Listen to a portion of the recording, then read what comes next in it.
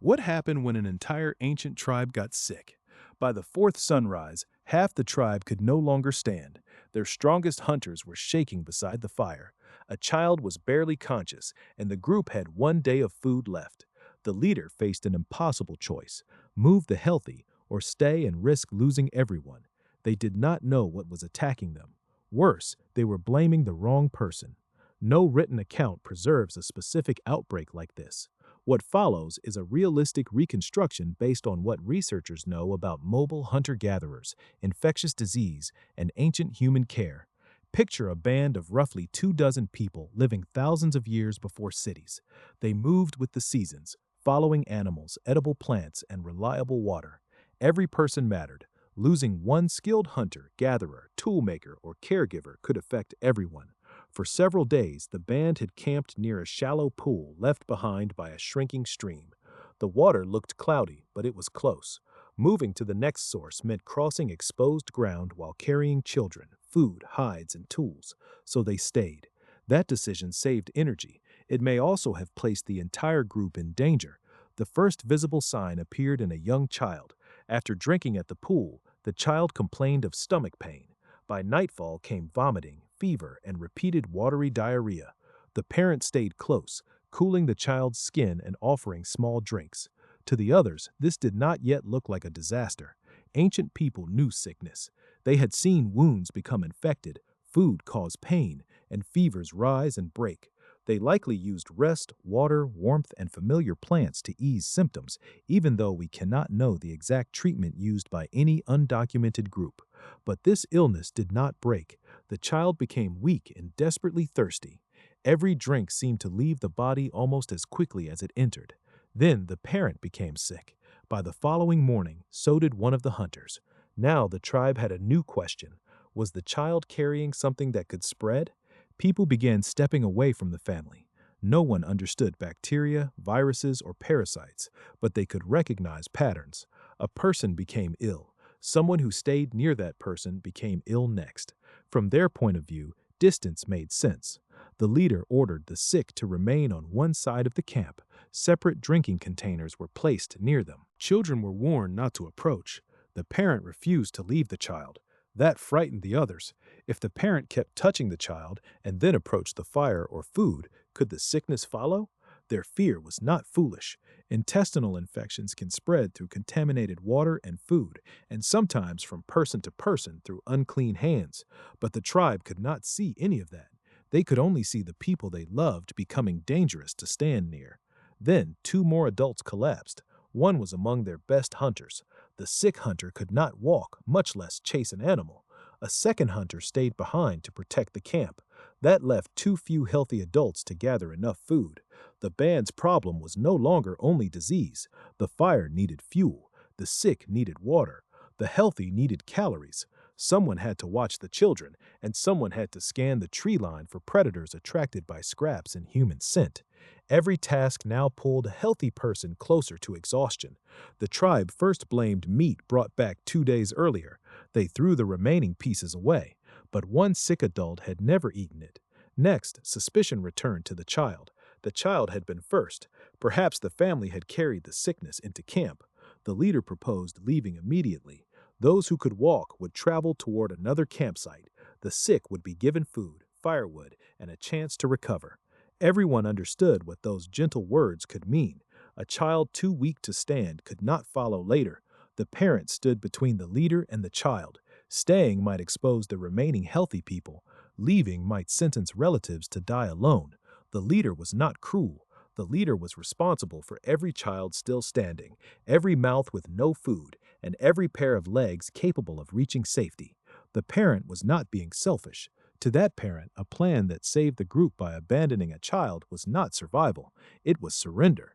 The argument split the camp. Some demanded immediate movement. Others argued that people who had hunted, shared food, and protected them could not be discarded the moment they became weak. An experienced elder said little. Instead, the elder watched. Who had become sick first? Who had remained healthy? Who had eaten which food? Where had each person slept? And one fact did not fit the tribe's explanation. 2 gatherers had spent the previous day away from camp. They had eaten the same meat. They had spoken to the child, but they were not sick. They had also drunk somewhere else. The gatherers had filled their containers from a small spring above the camp. Everyone else had used the shallow pool. The elder walked to the pool and studied its edge. Animal tracks crossed the mud. Waste lay near the waterline. Recent runoff had washed dirt from the bank into the place where people filled their containers. The tribe could not identify a microscopic organism, but they did not need a microscope to notice a connection. The child had not poisoned the camp.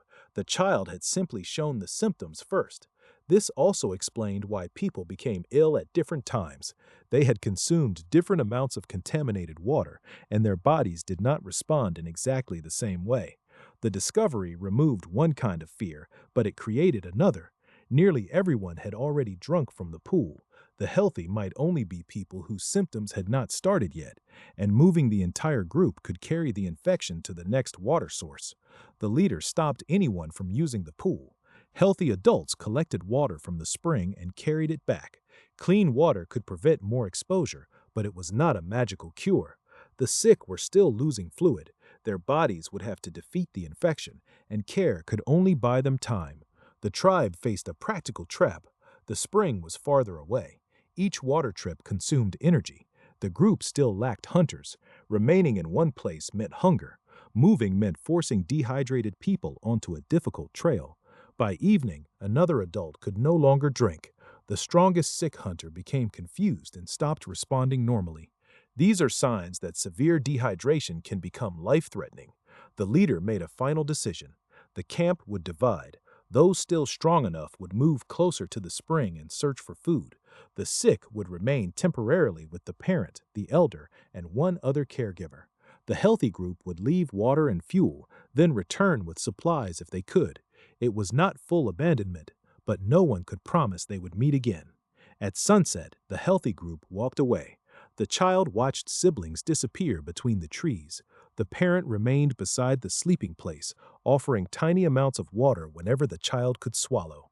Across the camp, the sick hunter's breathing became shallow. The elder could do little beyond keeping the person warm, clean, and hydrated. There was no antibiotic, intravenous fluid, or laboratory to identify the cause. During the night, the hunter died. The loss confirmed everyone's worst fear. Strength alone offered no protection.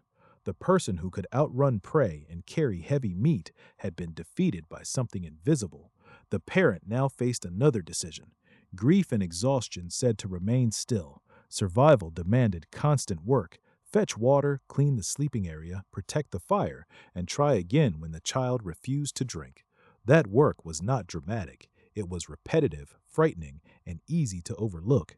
It may also have been the reason the child survived the night. The next morning, figures appeared between the trees.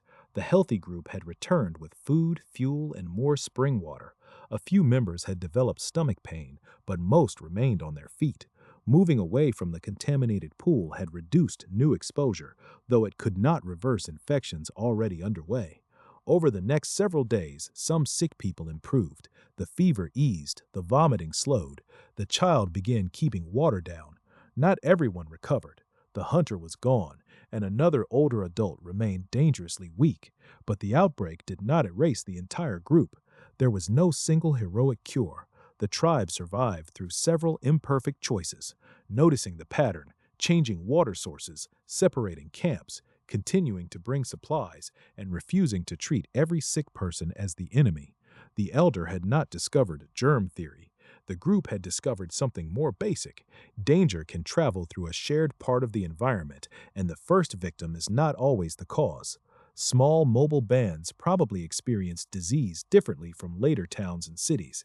Many famous crowd diseases became more important after agriculture, permanent settlements, denser populations, stored waste, and closer contact with domesticated animals.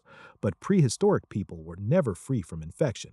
Contaminated food and water, parasites, infected wounds, respiratory illnesses, and diseases acquired from wild animals could still injure or kill them. A small group might avoid a giant citywide epidemic, yet a local outbreak could still threaten everyone it depended on.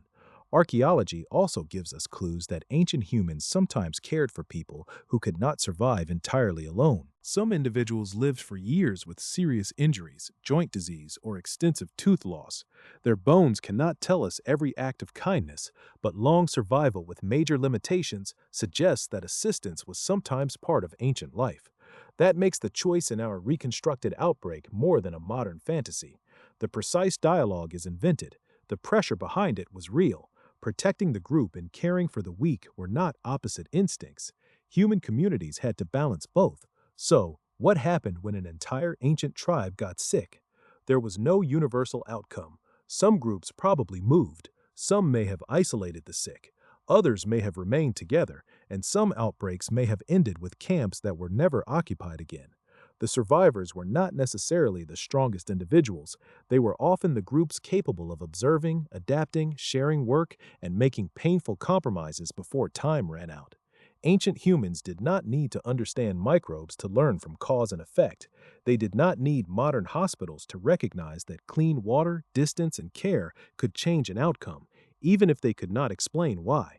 Physical strength helped our ancestors hunt and escape predators, but when the threat lived inside their bodies, survival depended on something else: people willing to protect the healthy without forgetting the sick.